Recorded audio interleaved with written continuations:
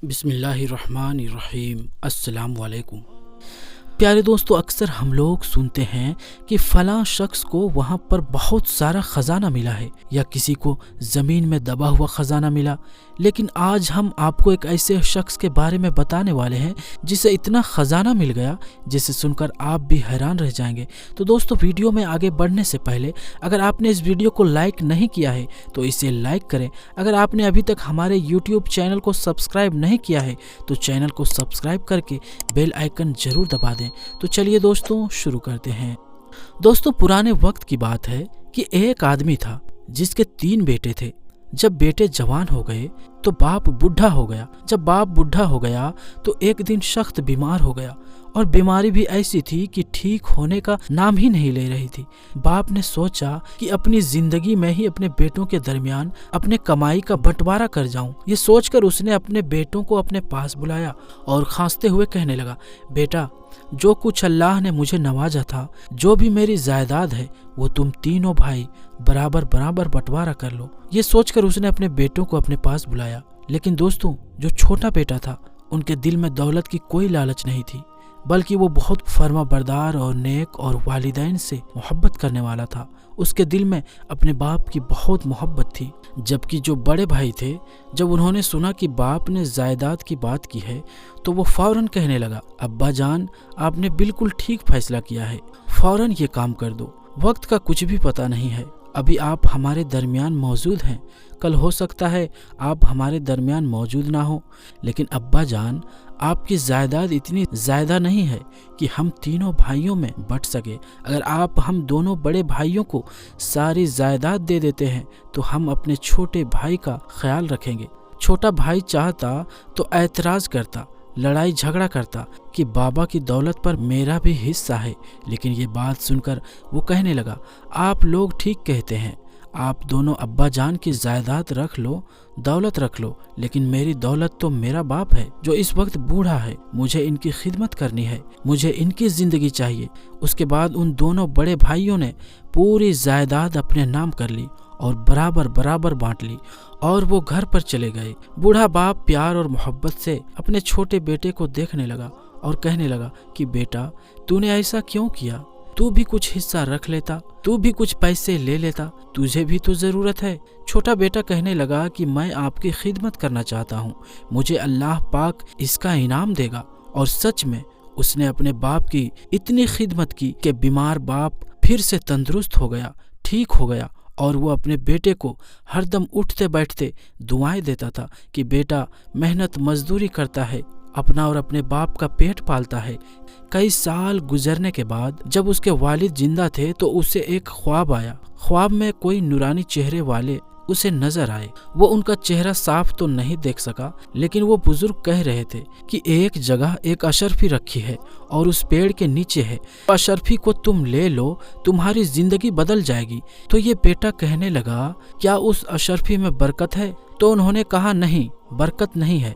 तो इसने इनकार कर दिया कि मैं वो अशरफी नहीं ले सकता, मुझे बरकत वाले पैसे चाहिए। दूसरी शब भी उसे वही नूरानी चेहरे वाले नजर आए। उन्होंने कहा कि फला मकाम पर तुम चले जाओ, वहाँ पर 10 अशरफियाँ मौजूद है और वो तुम्हारे लिए है। तो वो कहने लगा, क्या उस अशरफी में बरकत है?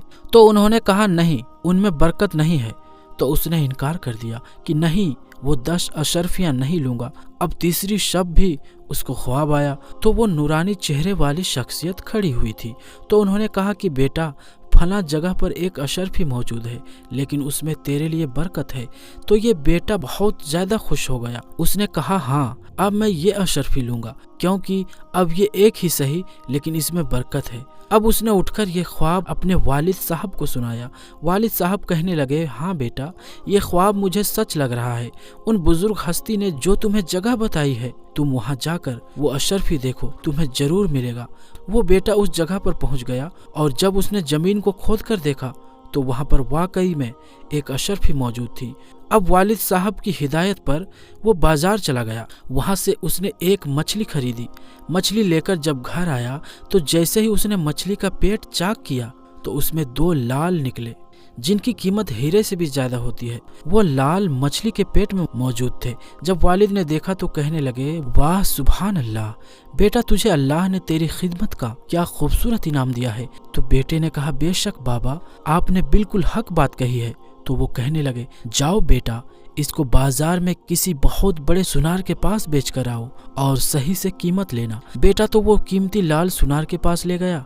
जब वो गया तो सुनार कहने लगा, ये तो बहुत ज्यादा कीमती है, मैं इनकी कीमत नहीं लगा सकता।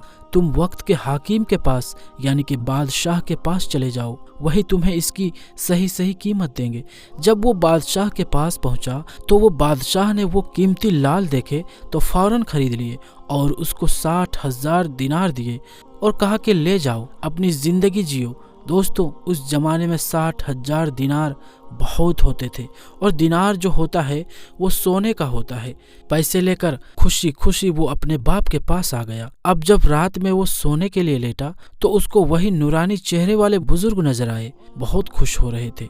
उन्होंने कहा, तुम बहुत समझदार लड़के हो, एक निहायत अक्लमंद और फर्मा बरदार बेटे हो। तुमने जायदाद के बदले अपने बाप को चुना, तुमने वालिद साहब की खिदमत की। अल्लाह पाक ने तुम्हारी नेकी को इतना पसंद किया, तुम्हारी खिदमत को इतना पसंद किया कि तुम्हें कीमती पत्थर यानी लाल से नवाज दिया। और जो तूने अशरफी चुनी थी बरकत वाली थी। बरकत वाले पैसों में जो बरकत होती है वो जिंदगी भर खत्म नहीं होती।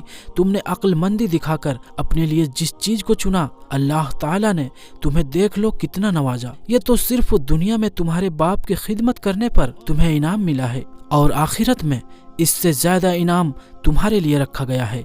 अब जाओ अपने वालिद साहब के साथ हंसी खुशी जिंदगी गुजारो।